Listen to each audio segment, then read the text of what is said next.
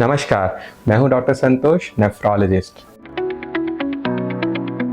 अगर आपने गूगल या यूट्यूब पे कभी सर्च किया है क्रिएटिनिन कैसे कम करें, तो आपको सैकड़ों वीडियो मिलेंगे। जैसे 4 घरेलू उपाय, जूस से डायलिसिस से बचिए, 2 दिन में क्रिएटिनिन कम। या सुनने में काफ़ी अच्छा लगता है और लगता है मैजिकली ये कम हो जाएगा, लेकिन इनमें से ज़्यादातर वीडियो आपको गुमराह करते हैं। आज हम बात करेंगे क्रिएटिनिन कम करने की सच्चाई, और ये भी समझेंगे क्या वाकई ऐसा संभव होता है। क्रिएटिनिन क्या है, इसे समझना बहुत ज़रूरी है। क्रिएटिनिन एक वेस्ट प्रोडक्ट होता है जो हमारे मसल की एक्टिविटी से नॉर्मली बनता है, जिसे हमारी किडनी पेशाब में फिल्टर करके बाहर निकालती है। जब किडनी के फिल्टर्स कमज़ोर हो जाते हैं तो ये क्रिएटिनिन खून में जमने लगता है, क्योंकि उसका फिल्ट्रेशन कम हो जाता है। इसलिए क्रिएटिनिन का बढ़ना किडनी फंक्शन बिगड़ने का संकेत हो सकता है। लेकिन ध्यान दीजिए, किडनी बीमारी और क्रिएटिनिन सेम नहीं होता। यह एक सिर्फ मार्कर होता है। इसलिए हमारा मकसद क्रिएटिनिन को कम करना नहीं होना चाहिए, बल्कि हमारा मकसद होना चाहिए किडनी की बीमारी को ठीक करना। नाउ लेट्स सी क्रिएटिनिन घटाने वाले घरेलू नुस्खे, उनमें जो वीडियो बनाए जाते हैं उनमें क्या होता है। तुलसी का पानी पीजिए, लौकी का जूस पीजिए, आयुर्वेदिक सिरप से अपनी किडनी को साफ करिए, 3 दिन का डिटॉक्स डाइट। काफ़ी अच्छा लगता है सुनने में, लेकिन इनसे क्या होता है? शायद 1-2 दिन के लिए आपका क्रिएटिनिन कम दिख सकता है। अगर आप ज़्यादा पानी पी रहे हैं तो हाइड्रेशन की वजह से, खाना कम खा रहे हैं, या टेस्ट में डिफरेंट लैब्स में थोड़ा फ़र्क आता है। लेकिन इसका मतलब ये नहीं होता किडनी ठीक हुई है, और असली बीमारी अंदर ही अंदर बढ़ते ही जाती है।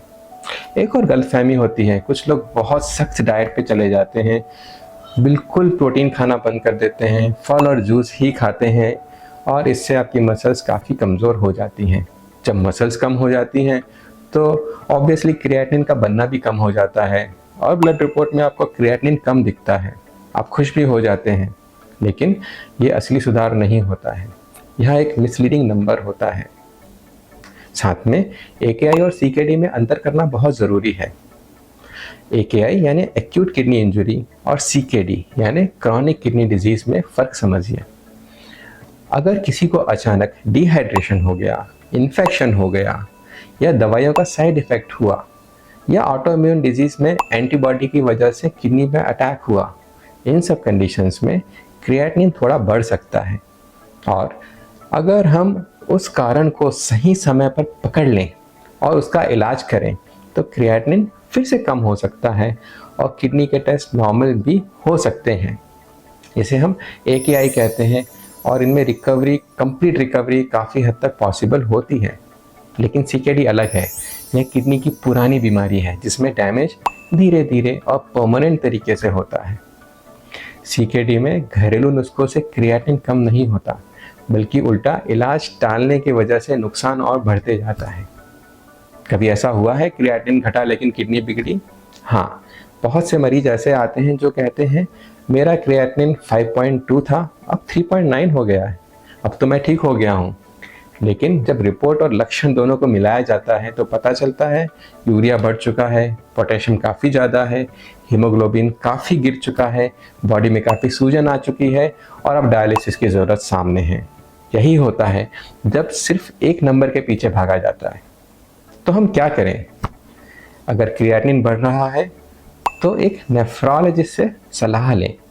सिर्फ क्रिएटिनिन के पीछे नहीं भागिए। EGFR, यूरिन कितना आ रहा है, उससे रिलेटेड सिम्टम्स क्या हैं, लक्षण क्या हैं, और बाकी रिपोर्ट्स को भी देखना होता है। आपके डायबिटीज़ और BP को कंट्रोल में रखिए।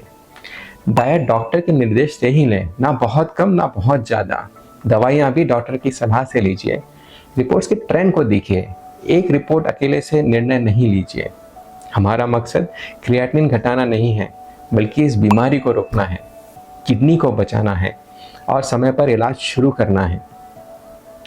डायलिसिस टालने के चक्कर में इलाज को ना टालें। डायलिसिस कोई सज़ा नहीं होती है। जब डायलिसिस सही समय पर शुरू की जाती है तो यह ज़िंदगी बचाती है। देर से शुरू किया इलाज और नुकसानदायक भी हो सकता है। एट लास्ट, अगर आपको या आपके परिवार में किसी को भी CKD है तो YouTube में इलाज मत खोजिए, वहाँ पे ज्ञान कम है और मिस इन्फॉर्मेशन ज़्यादा होती है। एक सही डॉक्टर से मिलिए सही समय पर। आपकी किडनी आपकी जिम्मेदारी है और उसे बचाने के लिए ज़रूरी है सही जानकारी। और अगर ये वीडियो आपको उपयोगी लगा हो तो कृपया लाइक करें, चैनल को सब्सक्राइब करें और इसे ज़्यादा से ज़्यादा लोगों तक पहुँचाएँ। मैं हूँ डॉक्टर संतोष। आपकी किडनी और आपकी सेहत है। धन्यवाद।